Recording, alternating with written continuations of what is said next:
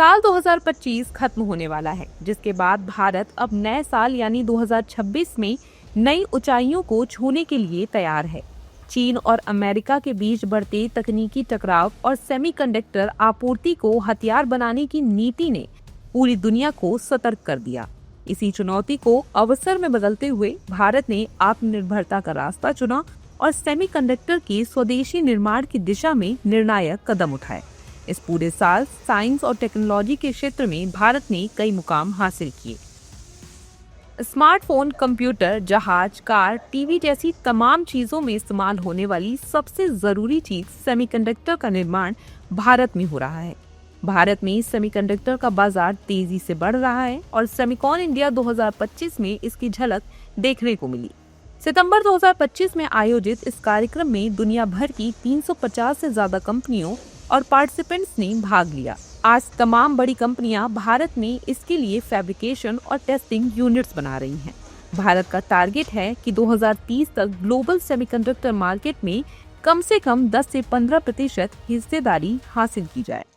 हमने उस बोझ से मुक्त होकर के मिशन मोड में सेमीकंडक्टर के काम को आगे बढ़ाया।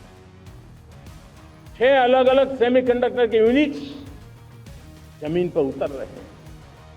4 नए यूनिट्स को हमने ऑलरेडी हरी झंडी दिखा दी है, ग्रीन सिग्नल दे दिया है।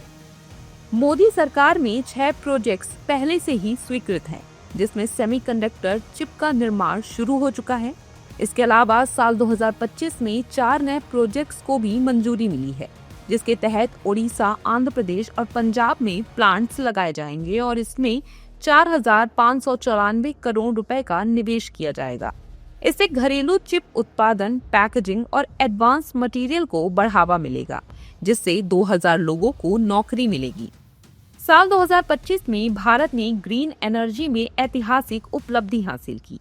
कुल बिजली उत्पादन में ग्रीन एनर्जी की हिस्सेदारी बढ़कर 51% हो गई। इसमें रिन्यूएबल, हाइड्रो और न्यूक्लियर प्लांट से पैदा होने वाली बिजली शामिल है। बिजली उत्पादन क्षमता 500 गीगावाट के पार पहुंच गई है, जिसमें गैर जीवाश्म ईंधन से पैदा होने वाली बिजली की हिस्सेदारी बढ़कर 256.09 गीगावाट हो गई है।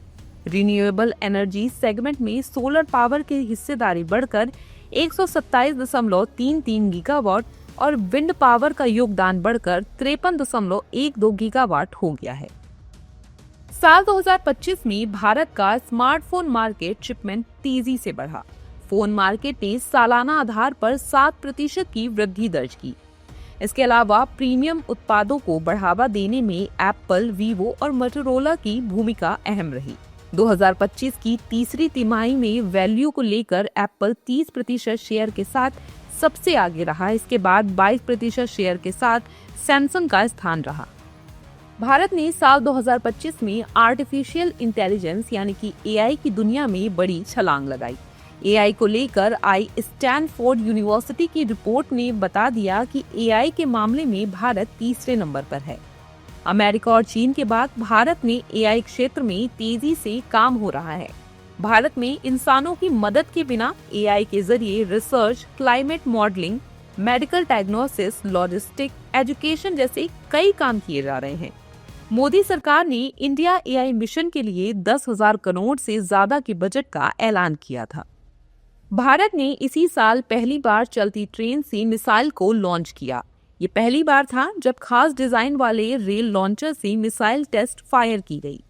इसके साथ ही भारत दुनिया के उन देशों की लिस्ट में शामिल हो गया जिसके पास कैनिस्टराइज्ड लॉन्च सिस्टम है, यानी रेल नेटवर्क का इस्तेमाल करते हुए भी मिसाइल छोड़ी जा सकती है। प्रधानमंत्री नरेंद्र मोदी के कुशल मार्गदर्शन में भारत की सेमीकंडक्टर सेक्टर ने इस साल न केवल बड़ी उपलब्धियां हासिल की, बल्कि डिजिटल इंडिया के अभियान को भी एक नई प्रगति प्रदान की। अब भारत न केवल डिजिटल दुनिया का महत्वपूर्ण हिस्सा बन चुका है, बल्कि सेमीकंडक्टर उत्पादन, रिसर्च और इनोवेशन के मामले में भी अपनी अहम पहचान बना रहा है।